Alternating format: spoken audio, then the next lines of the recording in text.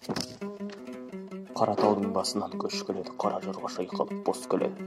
Қара күнді жамылып, қара қазақ қара түнді басынан кешкен еді. Қара қайғы көрсетпей ештеңені, қара жау қанатын кескен еді. Шалға болып қыздардың кестелері талай қара шаңырақ өшкіреді. Қара таудың басынан көш келеді.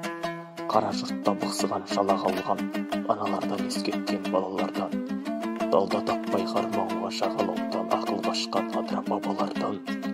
Қандай қарғыс атты екен қайран елді, қайда барып тығылар панамауға. Қайда барып қалжырап жатыр екен, қандай сордық сорттарын татар екен. Көр болса екен, қазақ жер болғасын татар екен. Көш келеді боздатып боздаланы, көз ұшында бос сағым қозғалады. Әлдекімнің есілсе созған әні, әлдекімдер аңырап жоқтау айтса, әр кеудеде бір шемен қоздырады. Әр қазақтың естіліп боздаған. Қауқары жоқ қайран жұрт, қайран халық сайнан салып жатушының жайлау бар. Обат болып ағордан ойрандалып, қара жаудың әкеліп қара қайғы тасауаттау, төбеңе қайран қағып, аңырауды тоқарматтан қазақ, 6 жасар ұлды майдан қылып.